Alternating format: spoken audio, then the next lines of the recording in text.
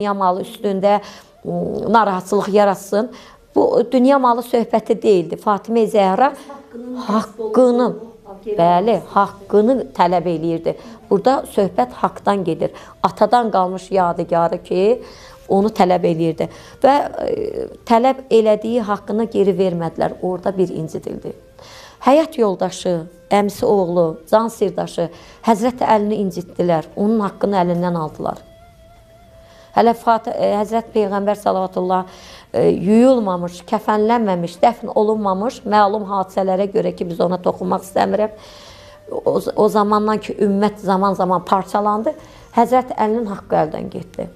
Həzrət Əlinin haqqı üçün də səsini qaldıracaqdı. Həzrət Əli özü də susmadı. Bəlkə kimlərsə elə bilər ki, Həzrət Əli dayanıb Fatimə Zəhranı qabağa verib.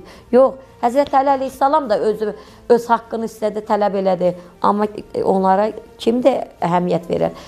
Və oturdu evdə Həzrət Əli ki, mən oturacam evdə, beyyət eləmirəm. Və Əhl-i-Beyt ailəsi ki, evdə oturdu, öz evində bir neçə nəfər də onlara sadiq qalanlar Peyğəmbər ailəsinin evində oturdular və beyyətə getmədilər.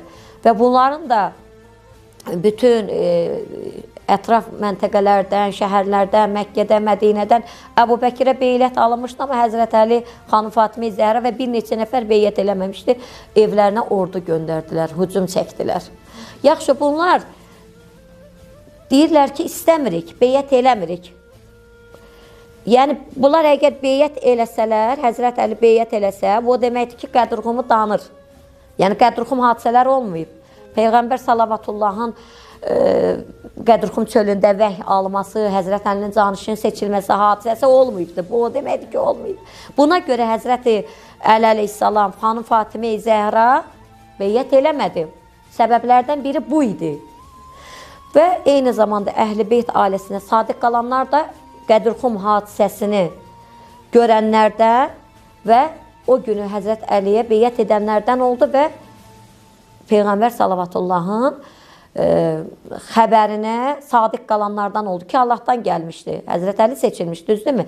Yaxşı, bunlar beyyət eləmir, oturub da sakit oturub yerində. Bunlarda nə istəyirsiniz? Deməli, İmam Əlinin beyyəti onlara vacib idi. Bəli. Həmən Qədrxum hadisəsinin üstü örtülməsi üçün. Və İmam Əli də elə onun mübarizəsinin birincisi o idi ki, beyyət eləmədi və hücum göndərdi, üstünə ordu göndərdi və ordunun, bu hücumun səbəbkarı Ömər idi. Dediyim kimi Qunfuz Fatimə Zəhraya neynədir? Zərbə vurdu. Fatimə Zəhranın qapısını yandırdılar. Deyirlər ki, qapı yoxdur. O zamanlar qapı olmur, qapısız ev olar, pərdə olur, pərdə ilə ev olar. Hədislər var, mənbə ilə olan hədislər var. Əhl-i sünnə hədislərinin, mənbələrin özündə belə var ki, o zaman qapı olubdur. Qamışdan, bambuqdan qapı olubdur.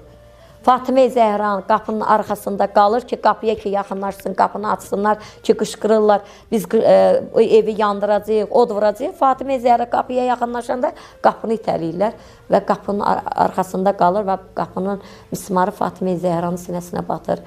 Və o zaman ki, o qədər də tibb elmi inkişaf eləməyibdir ki, Fatimə Zəhranın o düşdüyü o xəstəlikdən onu xilas eləyə bilsin və Allahın eyni zamanda bu təqdiri idi. Fatimə Zəhraya hücum elədilər, onun qamçı vurdular. O demək deyil ki, Fatimə Zəhraya vurulan qamçıya Həzrət Əli baxdı.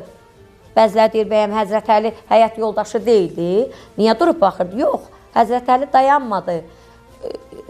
O zaman ki, Ömər Fatimə Zəhraya qamçı vurdu, Həzrət Əli Ömərin üstünə cumdu. Onun qollarından tutub arxasına vurdu, qamçını əlindən aldı. Həzrət Əli pəhlivan idi. İslamın dirçəlişi, müharibələrdə qələbə Həzrət Əlinin qılıncına borçlu idi. O cür pəhlivanın, o cür qəhrəmanın gözünün qabağında bəyəm onun həyat yoldaşını döymək olardı. Amma Həzrət Əli yenə də səbr elədi. Çünki Həzrət Məhəmməd Peyğəmbər sağlığında Həzrət Əli əleyhissalama səbr etməyi vəsiyyət eləmişdi ki, ya Əli səbr elə. Və etiraz elədi, öz xanımını qorudu. Amma xanım zərbə almışdı və zərbənin təsirindən də yatağa düşdü və ağır günlər keçirdi, çox ağır günlər keçirdi və tənha, yəni Mədinə qadınları onların evinə, ailəsinə baş çəkmirdi, gəlmirdi. Fatimə Zəhra